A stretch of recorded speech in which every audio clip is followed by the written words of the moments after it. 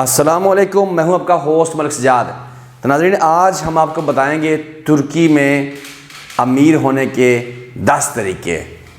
10 तरीक़ों से आप तुर्की में अमीर हो सकते हैं, बिजनेसमैन बन सकते हैं और एक कामयाब आदमी बन सकते हैं। तुर्की जो है, मैंने कुछ चीज़ें आपके लिए इन पेपर्स पे लिखी हुई हैं ताकि आपको समझाने में आसानी रहे।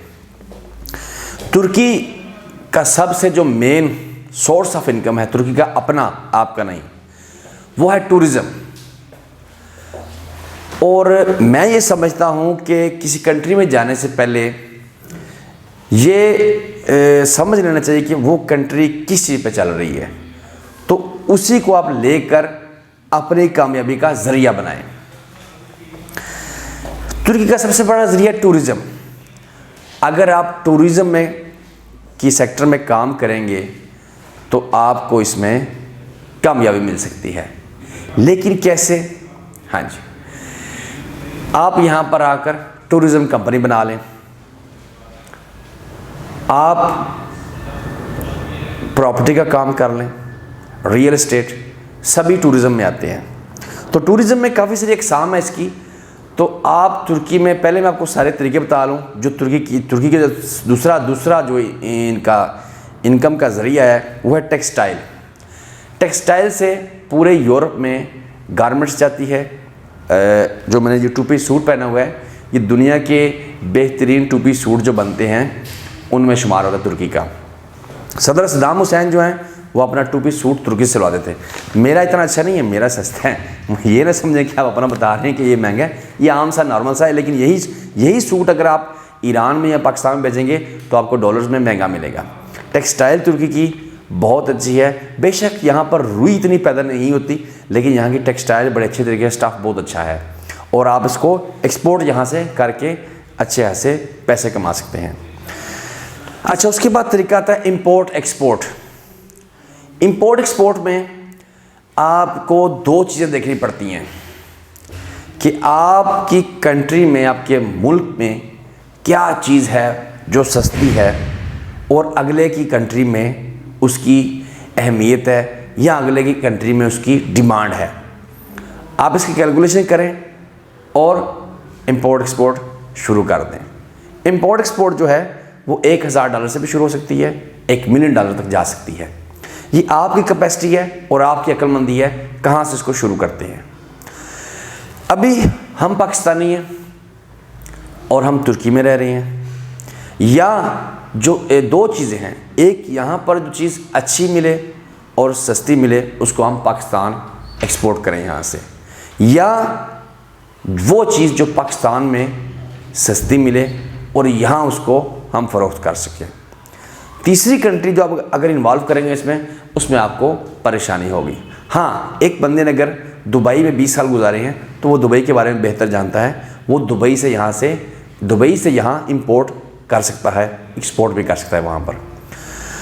तो उसके बाद जो तरीके आते हैं हमारे पाकिस्तानियों के लिए कि जो सियालकोट, हमारे जो फॉरेनर्स पाकिस्तानी दूसरे मुल्कों में रहते हैं, उनकी जो सियालकोट है वो एक बड़ी अच्छी जगह है जहाँ से काफ़ी सारा माल एक्सपोर्ट होता है पूरी दुनिया में तकरीबन।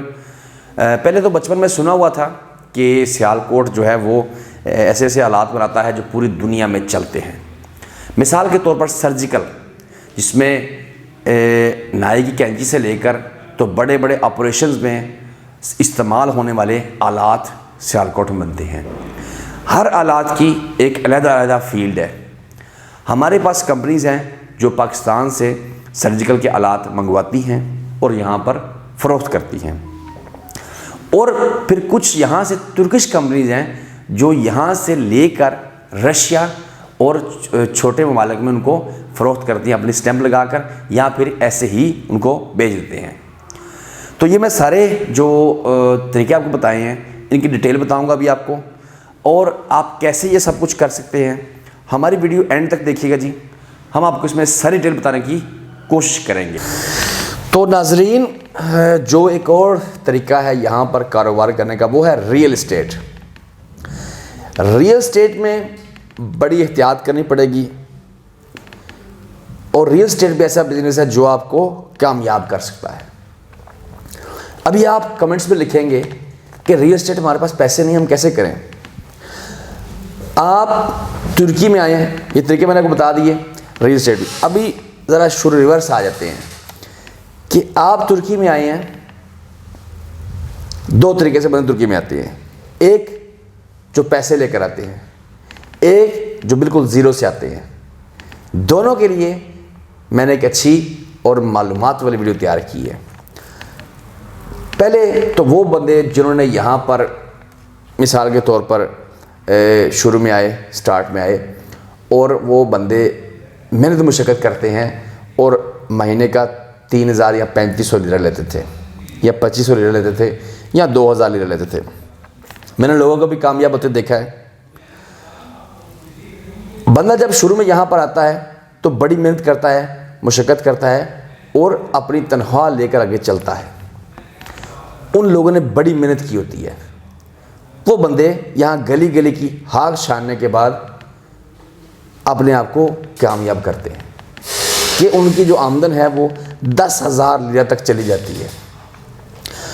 दूसरे बंदे वो जो पाकिस्तान, दुबई से, किसी भी कंट्री से, यूरोप से डिसहार्ड होकर आ जाते हैं कि हमें वहाँ की नेशनलिटी मिल नहीं रही और हम वहाँ पर कामयाब नहीं। मिसाल के तौर पर सऊदीया और दुबई और यूएई जो मालिक हैं, अरब मालिक हैं, वहाँ से बंदे जो आते हैं और वो उनके पास पैसे तो काफ़ी उन्होंने कमा लिए होते हैं, लेकिन वो उनके पास नेशनलिटी नहीं होती। नेशनलिटी पाकिस्तानी ही रहती है, ना उनके पास कोई एक्स्ट्रा सहूलियत होती हैं। तो मेरा मशवरा उन लोगों को ये होगा, या पाकिस्तान से आते हैं जो, अच्छा जो लोग पाकिस्तान से या किसी भी कंट्री से, मैं बता रहा हूँ, पैसे लेकर आते हैं और तुर्की में एक बिज़नेस सेटअप बनाना चाहते हैं, वो बंदे सबसे पहले आकर कंपनी बनाने की दौड़ में लग जाते हैं। मेरा आपको ये मशवरा है कि सबसे पहले कंपनी ना बनाएं। कंपनी बनाने से मुझे फ़ायदा होगा, मैं कंपनीज़ यहाँ पर बनाता हूँ, अकाउंट्स का मेरा जो सबसे मेन काम है वो है, लेकिन मैं आपको ये मशवरा दूंगा कि सबसे पहले कंपनी ना बनाएं। आप सबसे पहले वो बंदा ढूंढे जो मैंने बताया थोड़ी देर पहले कि 5-7 साल से उसने अपनी मेहनत करके इनकम अपनी 10,000 लीरा तक लेके चला गया। वो ऐसा ईमानदार अच्छा बंदा ढूंढे जिसको तुर्किश लैंग्वेज आती हो, यहाँ की गली मोहल्ले का पता हो और आपको वो अच्छे तरीके से घुमा फिरा सके। अगर आपको वो लड़का अच्छा लगे तो आप उसको अपने पास जॉब पे रख लें। आप उसको अच्छी सैलरी दें, बजाय कि आप जगह जगह आपके साथ फ्रॉड हो। क्योंकि फ्रॉड तो नहीं कह सकते, फ्रॉड तो वो होता है जो कंप्लीटली आपकी जो अमाउंट है वो लॉस हो जाए। आपसे हर बंदा ज़्यादा पैसे कमाएगा, बजाय उससे बेहतर है कि आप अपने साथ ऐसा बंदा रख लें जो आपको पाकिस्तानी हो, जो आपकी रहनुमाई करे हर काम में।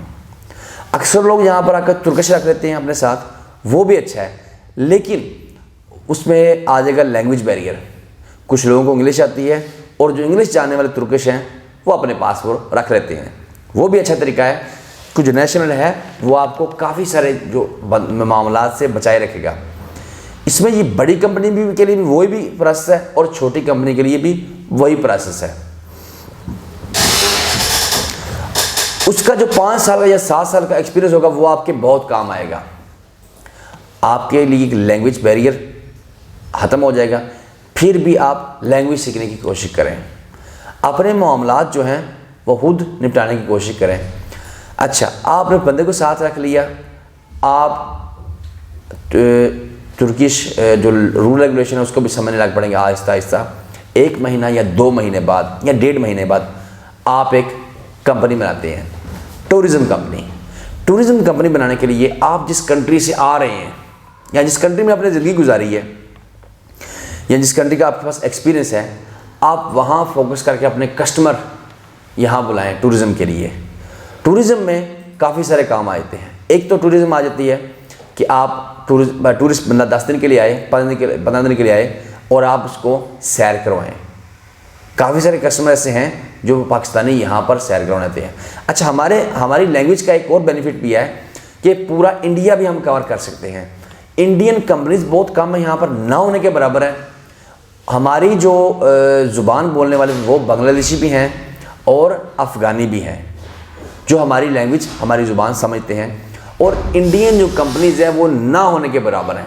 जैसा कि हमारे पिछले 2019 में 18 में जो इंडियंस का शादी का कंसेप्ट था कि हमने अंतालिया में तुर्की में जाके शादी करनी है, तो उससे लैंग्वेज सेम होने की वजह से हमारे पाकिस्तानियों ने काफ़ी फ़ायदा उठाया। अच्छा, उसके बाद टूरिज़म, आप शिप बुक करें, हेलीकॉप्टर बुक करें, यहाँ पर आपको हर तरह की सहूलत आपके कंप्यूटर के सिस्टम में मिल जाएगी।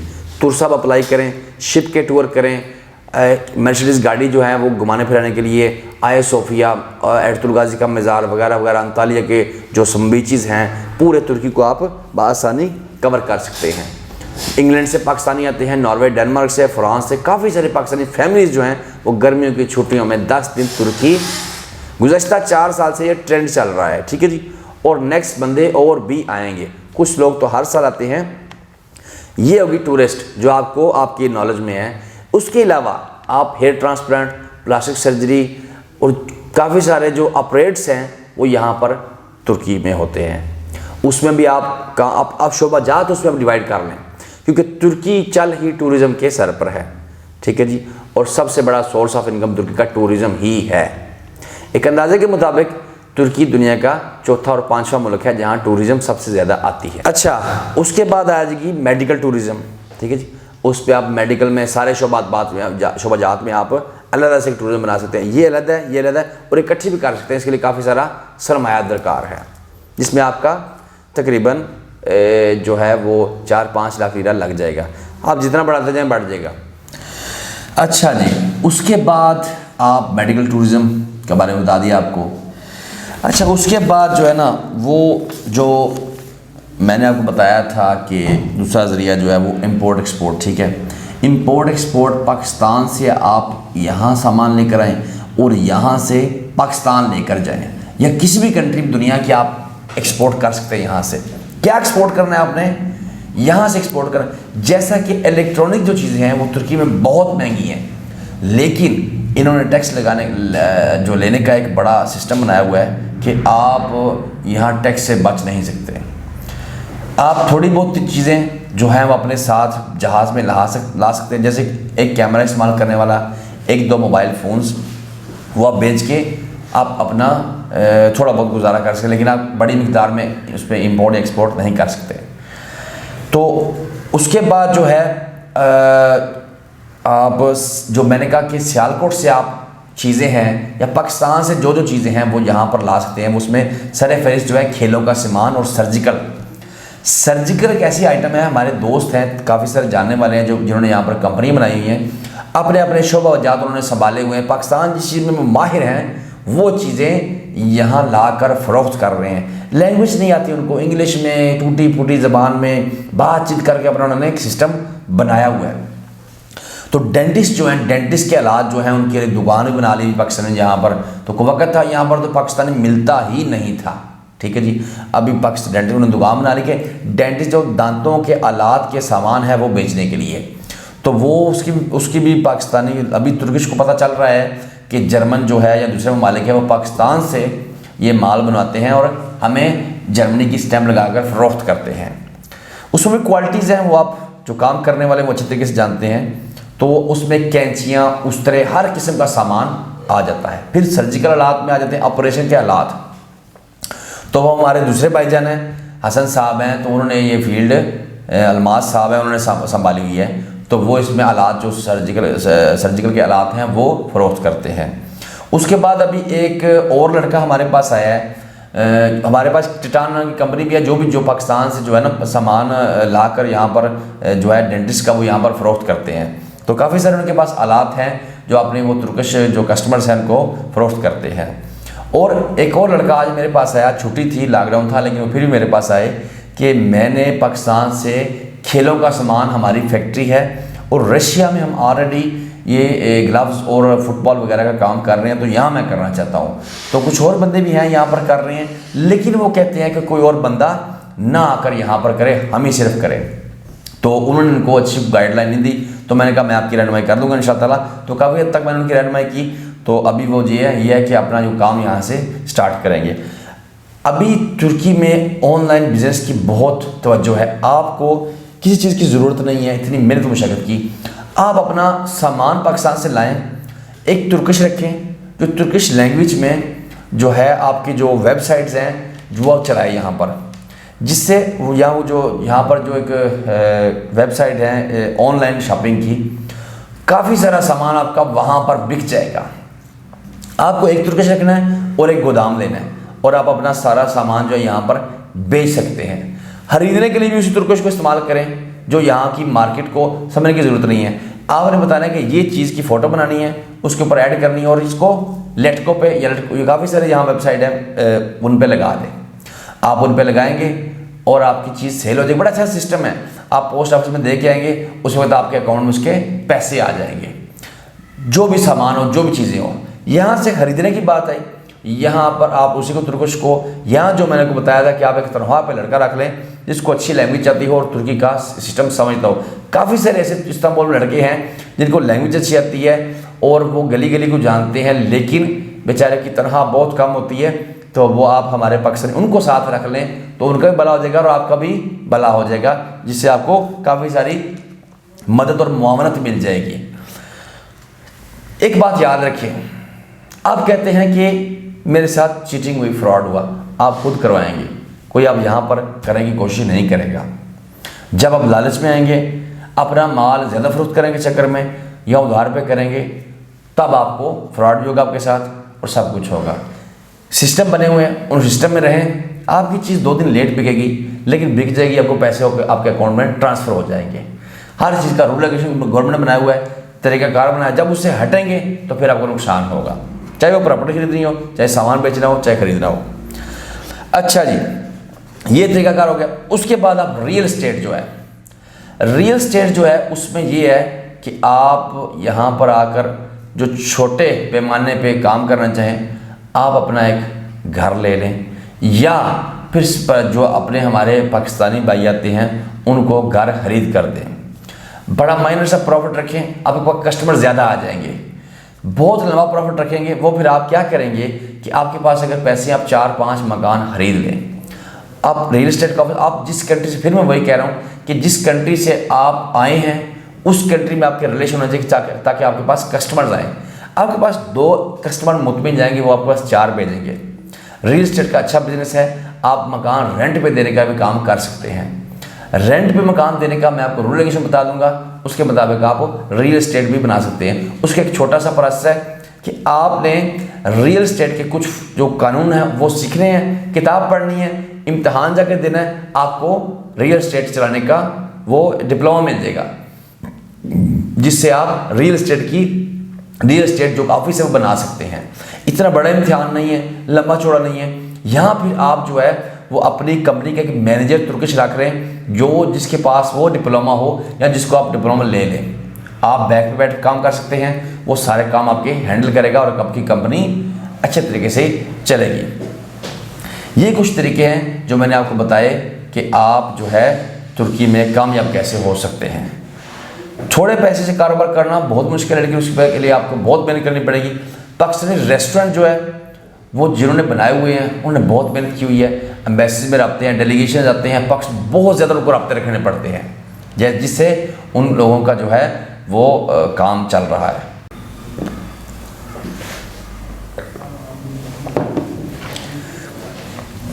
आपने ये सारी चीज़ें आप कर सकते हैं। सिर्फ आपने जब फर्स्ट टाइम आते हैं, पहली दफ़ा तुर्की में, तो अच्छे तरीके से अच्छे लोग तलाश करें जो आपकी रहनुमाई करें और आप जिस काम में माहिर हैं वो करने की कोशिश करें और सबसे बेहतर है, क्योंकि उसमें आपको ऊंच चीज़ का पता होगा। हमारे एक दोस्त हैं जानने वाले, यूट्यूब से मेरे से रब्ता किया उन्होंने, तो वो उनकी मैं एक वीडियो बनाऊंगा अच्छी सी। मुझे वो बड़े कामयाब शख्स नज़र आते हैं क्योंकि उन्होंने आते ही फैक्ट्री में काम करना शुरू किया था। बनानी फैक्ट्री है, काम फैक्ट्री में करना शुरू कर दिया मजदूर के तौर पर। तो इंशाल्लाह बड़ी उम्मीद है, 3 महीने उनको हो गए हैं, अभी 2-3 महीने और गुजरेंगे और कामयाब इंसान बन के उभरेंगे इंशाल्लाह ताला। तो अपनी दुआ में याद रखिएगा जी नाजरीन। तो आज की वीडियो के लिए हमें इजाज़त दीजिए। अपने कमेंट्स में लिखें कि आपको मेरी वीडियो कैसी लगी और इसमें क्या कमियां हैं, वो मैं आपको दोबारा आपके क्वेश्चन जो है ना उनसे मैं वीडियो बनाता हूँ कि मेरे पाकिस्तानी भाइयों को यहाँ पर किस किस्म की जो परेशानी और दुश्वारी का लाहक है, उस वजह से मैं उस पर मबनी में वीडियो बनाता हूँ। अपनी दुआओं में याद रखिएगा जी। अल्लाह हाफिज़।